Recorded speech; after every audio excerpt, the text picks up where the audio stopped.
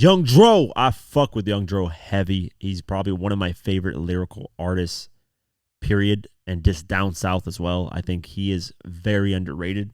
But Young Dro has had a journey throughout a lot of these years. He's been drug-free for, I believe, 3 or 4 years now, so round of applause to him. He's overdosed at one point in his life, nearly died. And the reason why I'm talking about this is because Young Dro and T.I. got on the Breakfast Club. And Young Dro was talking about, his drug addiction and battling with it. And somebody that came with T.I.'s crew decided to laugh at the situation and couldn't stop laughing, right? So let's play the clip, and then I'll talk about more about this after. I got tired, of the same things, over and over again, getting high and saying I'm not getting high and, repeating the same. Man laughing, man. Laughing like hell at this man's struggle. This man talking about it real, overcoming the real struggle. This man back in that. I was asking you, because your crew just do nothing but laugh. Like, even this now, T.I.'s like, welcome to Sober Dro. Like, nobody takes it serious. But you know what, though? What you say? A bad pill got him. He let it all go after that bad A bad pill got him. Actually, three. He's telling the truth. But it was more than that. It was actually I overdosed.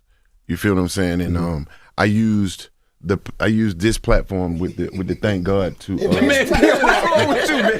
That funny. What's wrong with you? He laughing in the background. Man, That's your brother, right? That's your brother. Crazy, man. He's a mechanic. K-Dub. He's a mechanic. The mechanics always laugh at stuff. K-Dub is a dastardly individual, man. So go ahead. So you almost overdosed. Yo, I did. No. You know what I mean? And all of these things happened. The overdose. My daughter was on drugs.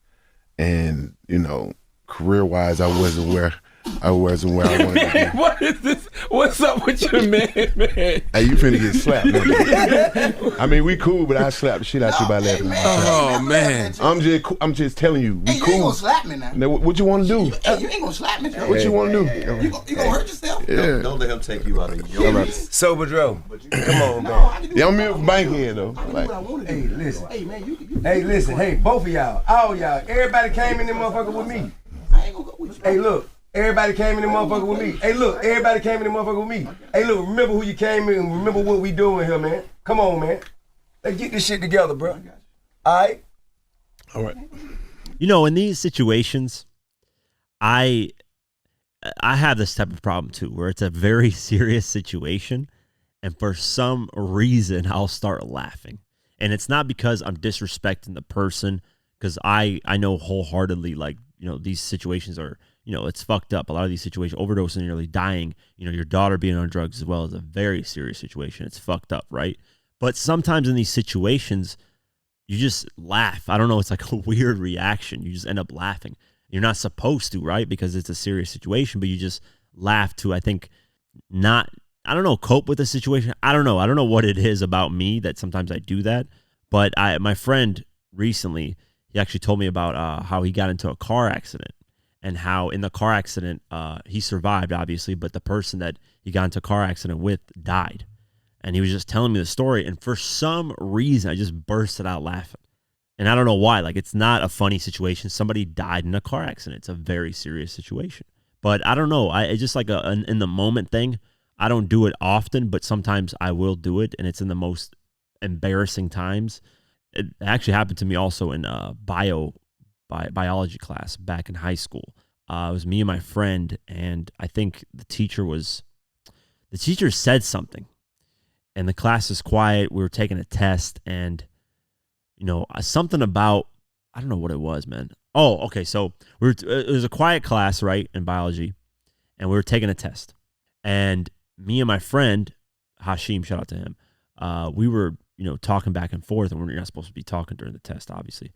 And the teacher was like, "Hey, quiet down, guys. You guys are making too much noise." We were done with our test or whatever, but we kept talking back and forth.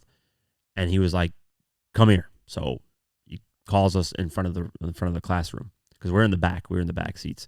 So we start walking up, and the whole class is like looking at us. It's silent as hell. Like, you you can hear a little pin drop, and you can hear it, right? Super silent. Everybody's like looking at us, even though they're like kind of doing their test, kind of looking up. So Hashim goes in front of me. I'm behind him because to me, I am about to burst out laughing. I'm like, I'm trying so hard not to laugh in this situation. Like, I'm thinking of the worst things ever that could possibly go wrong in my life. So I end up crying or something. I don't know. I want to think of something that doesn't make me laugh. So he calls us up and he's like, hey, you guys know that I don't know what question he asked. He asked like a question. And I was laughing so hard and not taking it serious that Hashim saved us both because he answered the question. I don't know. I forget what it was, man. But I was just about to burst out laughing. I was so close. And if I would have bursted out laughing, he said, listen, if you guys don't answer this question, I will throw away your tests and you will get an F. So Hashim clutched it, answered the question, but I was about to burst out laughing. And ultimately, I didn't. I don't know what happened. I was like, when I heard like, hey, we're gonna throw away the test. He had these like, this biology teacher had these like funny ass shades on too. So it just made everything funnier. And I don't know, man. This is my point my point in all this is just like, I end up laughing in serious situations. So I don't blame the guy, but Dro obviously got pissed off and, was threatening to slap him. And he had every right to do that, man. You're talking about your overdosed daughter, not overdosed daughter, but she had a drug addiction. You nearly overdosed. Dark place in your life, and there's a guy in the back laughing about the situation. So he was like, I was about to slap you, and the guy responded, you know what, you ain't gonna slap me, do something. And then T.I. kind of checks the whole situation. And towards the end of the interview, Young Dro does apologize to T.I. and everybody at the Breakfast Club, and even the guy, and says, I apologize for acting, irate like that, and just, getting in my emotions like that.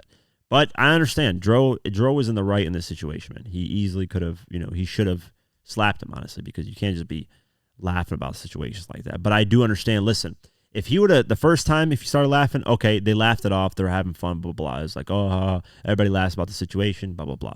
The second time, though, if you catch yourself starting to laugh, I would have left the room. That's what I would have done. I would have got up and just like tried to not burst out laughing while I'm leaving the room, because that is disrespectful, especially when he's bringing his kids into it, and his kid had a drug problem, and that's a whole different thing. Like, laugh at my situation, but then you're starting to mention my family. You're starting to like not mention, but laugh at my family's situations as well. Then it's a problem. But just overall interesting clip, man. I hope Young Dro drops some new music. He did drop a freestyle to, what is it? I think Not Like Us. I could be wrong. It wasn't Not Like Us. Yeah, Dro. So the Glow record got 1.8 million views in 4 months, and he killed it, man. He did his thing. One of my favorite tracks from him is always Rubber Band Banks. Boy, if you've never heard of Dro, go to Rubber Band Banks, and you'll hear the first or second verse. I think it's the second one. I could be wrong. The first verse is hard.